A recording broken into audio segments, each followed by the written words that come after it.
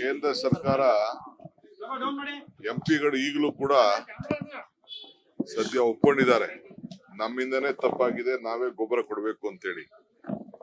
ಕೂಡಲೇ ರೈತರಿಗೆ ಗೊಬ್ಬರನ, ಯಾಕೆಂದ್ರೆ ಹೆಚ್ಚಿಗೆ ಮಳೆ ಆಗಿರೋದ್ರಿಂದ ವ್ಯವಸಾಯ ಜಾಸ್ತಿ ಆಗಿದೆ, ಬೇಡಿಕೆ ಕೂಡ ಇದೆ. ಸೊ ಕೂಡಲೇ ಗೊಬ್ಬರ ಕೊಡಿಸಿದ್ರೆ ನಮ್ಮ ರೈತರಿಗೆ ಒಳ್ಳೇದಾಗ್ತದೆ. ನಾವು ಈಗಾಗಲೇ ಒತ್ತಾಯವನ್ನು ನಾವು ಮಾಡ್ತಾ ಇದ್ದೀವಿ. ಬಿಜೆಪಿ ಏನ್ ಮಾಡ್ತಾರೆ? ಬಿಜೆಪಿ ಅವ್ರ ಮೇಲೆ ಪ್ರತಿಭಟನೆ ಮಾಡ್ಕೋಬೇಕು. ಅವರ ಅಗ್ರಿಕಲ್ಚರ್ ಮಿನಿಸ್ಟರ್ ಮೇಲೆ, ಅವರ ಫರ್ಟಿಲೈಸರ್ ಮಿನಿಸ್ಟರ್ ಮೇಲೆ ಅವರು ಪ್ರತಿಭಟನೆ ಮಾಡ್ಬೇಕು. ನಮ್ಮ ಮೇಲೆ ಯಾಕೆ ಮಾಡ್ತಾರೆ? ಗೊಬ್ಬರ ನಮ್ಮ ಹತ್ರ ಇದೆಯಾ? ಗೊಬ್ಬರ ಇಲಾಖೆ ನಮ್ಮ ಹತ್ರ ಇದೆಯಾ? ಗೊಬ್ಬರ ಫ್ಯಾಕ್ಟ್ರಿಗಳು ನಮ್ಮ ಹತ್ರ ಇದೆಯಾ? ಏನಿಲ್ಲ. ಗೊಬ್ಬರ ಇರೋದೆಲ್ಲ ಅವ್ರು ಕೇಳಿ ಅವ್ರು ಕೊಡೋದು, ನಾವು ಹಂಚೋದಷ್ಟೇ.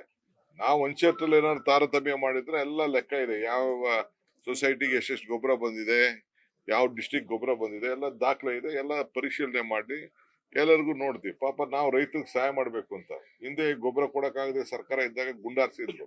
ನಾವು ಯಾವ ಕಾರಣಕ್ಕೂ ಆ ಕೆಲಸಕ್ಕೆ ಹೋಗಿಲ್ಲ, ನಾವು ಹೋಗುದು ಇಲ್ಲ. ಸಿಎಂ ಜಿಲ್ಲಾವಾರು ಸಭೆಯನ್ನ ಮಾಡ್ತಾ ಇದ್ದಾರೆ. ಬೆಂಗಳೂರಿನ ಶಾಸಕರ ಸಭೆಗೆ ಇನ್ನೂ ಕೂಡ ಸಮಯ ನಿಗದಿ ಮಾಡಿಲ್ಲಲ್ಲ, ಯಾಕೆ?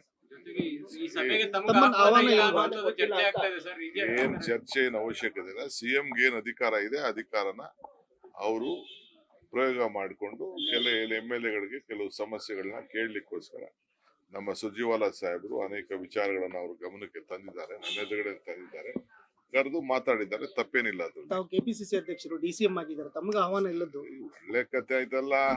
ನಿಮ್ಗೆ ಕಷ್ಟ ಅಲ್ಲ, ನಮ್ಗೆ ಕಷ್ಟ ಇಲ್ಲದೆ ಹೋದ್ರು ನಿಮ್ಗೆ ಕಷ್ಟ ಜಾಸ್ತಿ ಆಗಿದೆಯಲ್ಲ.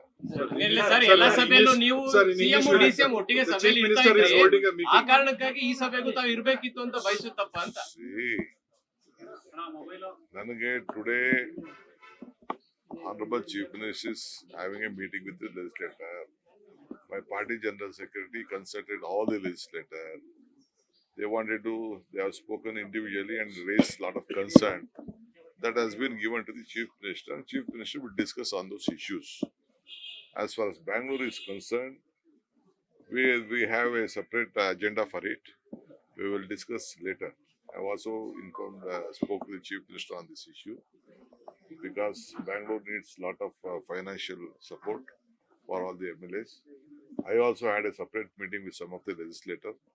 Let the rural legislators be over and let rains also be stopped. We will take up some action. So you are being desperately left out by the Chief Minister. The BJP is tweeting. BJP, let them first sort out their house. The house is in disorder, the party is in disorder, and you have seen the comments. Lot of things are going on within themselves. Let them sort out their problem. A long way to go. Now today I am holding a meeting because I have to file an affidavit before the court because we are conducting elections. A Greater Bangalore Authority has been done. Already we have discussed with even the opposition party members. They have given their consent. But publicly, politically, okay, fine. I don't want to comment on their meetings. Let them have whatever the meeting is there. In the interest of Bangalore, in the interest of the entire the state, we have divided for the better administration, and even their voices have been heard in this issue. Some of them may not be satisfied. Even some of our legislators also will not be satisfied. We have to look on the geography. We have to look on the administration. We have to look on the financials, and apart from that, we are going to expand Bangalore at the later stage. That is what. Mallikarjun Kharge ಅವರು ಬಹಳಷ್ಟು ನೋವಾಗಿ 99ರ ಘಟನೆಯನ್ನ ಮೆಲುಕು ಹಾಕಿದ್ದಾರೆ. Of course, ತಪ್ಪೇನಿದೆ? ಅವರ ನೋವು, ಅವರ ಭಾವನೆನ ಹೇಳ್ಕೊಳ್ಳೋದು ತಪ್ಪೇನಿದೆ? ಅವರು ಒಬ್ಬ ಸೀನಿಯರ್ ನಾಯಕರು, ನಮ್ಮ ಪಕ್ಷಕ್ಕೆ ದುಡಿದಿದ್ದಾರೆ. ಅದರಲ್ಲೇನು ತಪ್ಪೇನಿಲ್ಲ. ಅವ್ರು ಮಾತಾಡಿದ್ರಲ್ಲಿ ಯಾವ ತರದ ತಪ್ಪು ಇಲ್ಲ. ಅವ್ರ ಭಾವನೆ ಹೇಳ್ಕೊಂಡಿದ್ದಾರೆ.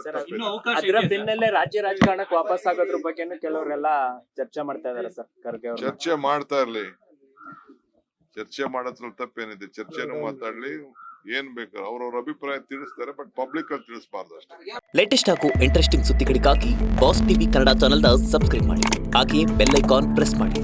ಇದರ ಜೊತೆಗೆ ಫೇಸ್ಬುಕ್, ಇನ್ಸ್ಟಾಗ್ರಾಮ್, ಎಕ್ಸ್ ನಲ್ಲೂ ಮಿಸ್ ಮಾಡದೆ ಫಾಲೋ ಮಾಡಿ.